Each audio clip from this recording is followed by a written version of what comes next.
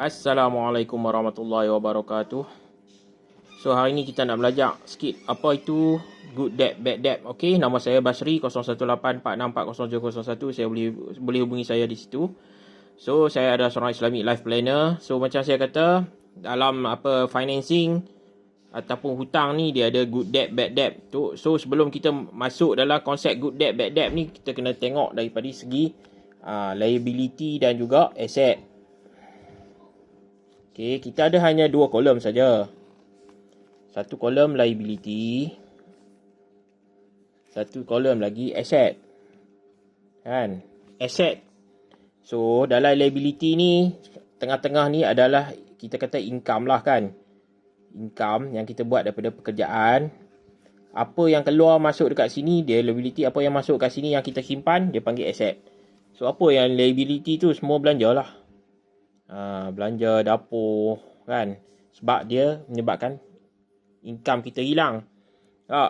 Belanja, hutang, apa saja hutang yang tak mendatangkan orang kata asset, tak mendatangkan income, dia adalah liability. So hutang kereta, hutang rumah, hutang kad kredit, hutang PTPTN, semua dia adalah liability. So semua belanja lah. Tak kira lah belanja makan, minum, keperluan dan juga kehendak. Pergi makan angin ke, beli apa orang kata, masuk orang kata pergi melancong ke, dia selagi kita keluar daripada kolom, bukannya masuk simpan, maksud dia kita kena simpan kat sini, kumpul aset kan. Selagi kita tak masuk dalam sini, tak kira lah unit trust ke, PRS ke, ataupun stok saham kan, ataupun sewa kalau ada rumah kedai ke kan, sewa. Mana-mana yang tak masuk, dia akan jadi liability lah. Jadi ni semua kita punya asset. Termasuklah income tadi yang kita save. Tak kira lah dekat fixed deposit ke kan, ASB. Semua ni adalah asset. So mana-mana yang bukan bagi duit pada kita, bukan asset lah kita kata. Contoh, orang beli kereta tapi dia buat Grab kan. Dia buat Grab, dia bayar kereta ni mungkin sebulan 500. Ini liability lah. Tapi dia buat Grab, dia dapat balik 3,000. Jadi 2,500 masuk sini. So dia boleh simpan. Sebenarnya 2,500 tu masuk, mungkin dia kena tolak lah kan. 2,000 belanja ke apa, 500 masuk sini. Ini yang dinamakan asset dia. 500 ni dia boleh simpan dekat unit trust atau PPRS atau saham. So takaful tu bukan aset, pasal dia adalah perlindungan. Dia melindungi liability kan. Ni takaful, dia melindungi liability. Dia juga adalah cost. Income akan keluar masuk sini. Dia takaful ni belum jamin masuk balik, kecuali kalau berlaku saja. Berlaku saja kematian, TPD, sakit kritikal. Sama juga sini, siapa nak lindungi dia, bukan takaful. Kena ingat lah, takaful ni dia tolong bayar. Sini yang lindungi dia wasiat dan hibah lah. So tu kena faham dia punya function tu dulu sebelum kita belajar good debt, bad debt ni. Setengah orang jumpa ejen takaful. Ejen takaful dia akan cerita tentang takaful je lah.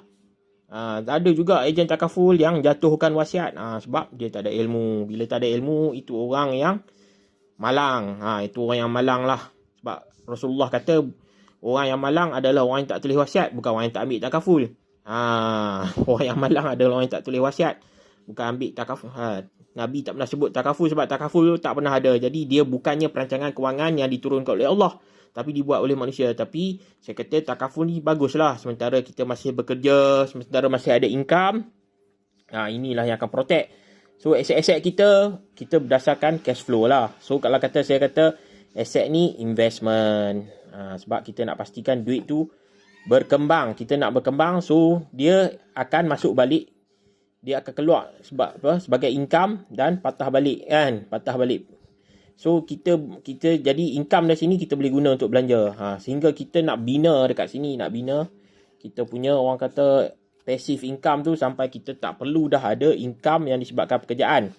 So yang dikatakan bad debt tu apabila kita beli, kita buat hutang tapi tak masuk balik. Tak masuk balik dalam bahagian kategori aset. Contoh kita beli rumah. Kan kita beli rumah tapi tak ada sewa. Sewa tak masuk. So ni bad debt lah kan. Tapi kalau kita beli rumah, contoh ada cashback. Tu good debt or bad debt? Itu good debt tapi dia ada condition lah kan. Contoh rumah dia kata 600k kan. Ni sebab kita kena faham debt tu dia asal dia cetak oleh bank daripada kosong. Bank dia cetak daripada nothing. Out of thin air ni memang benda yang betul lah kan. Bank dia sebab apa dia boleh cetak. Dia bagi pinjam kat kita 600k. Tapi sebenarnya 600k ni masuk poket siapa? Poket lawyer lah. Lawyer akan bagi balik dekat orang kata developer tak. Tapi ada cashback. Lawyer akan bagi kat kita cashback 300k. Masuk balik dekat sini 300k. Tapi yang ni of course lah, banding dengan 600k 30 tahun ni kan, kita kena bayar. Actually kita akan bayar lebih kurang 1 juta lah dekat bank. Bank akan ambil balik 3 point berapa persen. Tak sampai lah 1 juta. Mungkin dalam 800 dekat 900 ribu kan, sebab 3%. Kalau 5% tu sampai 1 juta. Cuma saya kata kalau kata 3%, kita dapat 300k ni, kita invest dalam satu yang dapat yearly ya. Orang kata 10% atau 12% kan. So kita boleh beat dia punya interest rate ni. Ini yang penting. So you kena tengok kan. So tempat dia banyak. Salah satu dia RPS lah kan. Sebab kalau 600,000 kita masuk dapat 3, kita kena bayar dekat bank 3,000. So masuk RPS mungkin kita bulan-bulan dapat 3,800. Contoh lah saya bagi. So kita dapat free money RM800. Ini sebut free money. RM800 sebab kita masuk 300k. Kan? 300k dah masuk dekat RPS, Redeemable Preferential Share, dapat 3,800 sebulan. Ni kontrak dia. So setahun kita dapat 800 kali 12. 9,600 kan. Terus 9,600 ni adalah free money lah. Free money. So kalau kata kita bayar dekat bank, kita hanya bayar kita bayar 36k kan setahun. Tak ada apa-apa. Hilang macam tu ya. Tapi sini kita selain dapat bayar 36k, kita dapat balik cashback kan, 9,600 disebabkan kita reinvest. Kalau kata you tak reinvest, you belanja duit ni beli kereta ataupun beli perabot kan, renovate rumah, rugilah kan. So you dapat rumah lepas habis bayar 30 tahun, satu lagi you dapat tiap-tiap bulan kan, free money. So yang ni yang you kata free money tu 800 ni you boleh guna untuk bayar you punya insurans MLTT kan. You boleh masuk PRS. You boleh masuk unit trust. Untuk you gandakan. So tahun pertama you dapat ni. Mungkin tahun kedua dia kurang sikit 3,600. Still you dapat 600. Kan? 600 kali 2 7,200 free money. Still you boleh bayar. So you tak kacau pun gaji you. So lepas habis 2 tahun kontrak, kita reinvest balik kan, kita beli balik. So as long as kita boleh generate income tu, as long as dia akan jadi free money. Sama juga dengan banyak kaedah lain. So bad debt, good debt ni dia berdasarkan pemahaman kita. Kita kena faham, bank dia bagi kat kita pinjam, kita ambil balik duit tu 300k kan, yang ada in hand daripada lawyer, kita laburkan untuk dapatkan free money. Itu baru dia punya panggil good debt. Kalau you tak buat macam ni, rugilah. So ada orang tanya macam mana kita nak dapat, tak semestinya cashback kan. Tak semestinya cashback. Kalau kata personal loan pun boleh buat kan. Personal loan 200k. Biasanya kalau kata personal loan mungkin dalam RM2,000 lah per month kan. Contoh saya letak dalam RPS. So dia bagi kat saya 2,800. So saya dapatlah 800 free money. 2,000 lagi saya bayar. So free money ni saya boleh buat apa? saya guna untuk beli kereta, kan. Jadi duit gaji, income saya, tak perlu pun bayar yang ni, kan. Saya boleh buat benda lain, invest kat tempat lain. So saya beli kereta, kan. Kereta ni hasil daripada free money. Jadi ini tujuan dia kita buat good debt, bad debt, dan dia kena RPS ni, dia kena yang high ultra net worth lah. Sebab kalau kata RPS yang murah-murah tu, pulangan dia tak banyak mana. Tapi kalau yang tinggi-tinggi ni biasanya dia murah. Dia bagi pulangan tinggi, so you boleh dapat free. You boleh ambil MLTT, you boleh beli kereta. So kos-kos lain, gaji you boleh apa orang kata salurkan tempat lain untuk you bina kehidupan. Kalau you nak guna yang ni pun untuk apa orang kata settle apa hutang pun boleh juga. Sebab tu saya kata RPS ni saya suka sebab satu, dia selamat. Dia selamat sebab modal dia dilindungi. Dia gunakan akta, orang kata saya dah terangkan akta kutipan modal 2007. Jadi orang kata diluluskan bawah Bank Negara under SC lah. So bila kita dapat yang macam ni, untung tak? Untung lah sebab free money. Kalau kata lepas 5 tahun kita malas nak continue, kan, ambil balik modal yang dia bagi tu, bayar balik, kan. So dapat lagi free money sebab kita dah bayar principal, bayar ambil 200k, tolak balik, kita akan dapat lagi free money. Tu jadi investment kita, kalau boleh kita tak nak lose money bila kita invest. So RPS kita tak lose money. Kita selamat. Capital preservation. Yang kita dapat apa? Extra free money ni. Free money ni yang penting. So sebab tu, walaupun saya ada buat private mandate ni pun boleh juga, kan. Contoh dia ambil 200,000 tapi dia bayar 2,000 bulan-bulan. Dia masuk dalam private mandate. Yang ni yang Dr. DDNK, Dr. Nazrihan dan tim dia buat lah, kan. Dia kata 30 hingga 70%, kan. Tahun lepas dapat 180. Kita cakap janganlah 30 hingga 70 atau 180, kita kata 50% lah, tengah-tengah. Tengah-tengah. Dia setahun kena redeem lah. So bila kita invest 200k, lepas tahun contohnya 200k tu dapat balik, tapi kita plus dengan 100k, kan. So lepas tahun kita bayar balik ke sini, kita dapatlah 100k free money. So terpulang lah nak ambil yang mana. Saya suka RPS sebab dia capital selamat. Kalau jadi apa-apa, dia akan pulangkan balik. So kita tak ada masalah nak bayar balik hutang tu. Tapi kalau kita ambil private mandate, dia ada risiko lah, kan. So kalau kata 30% pun still untung. 30% pun 200 plus 60k.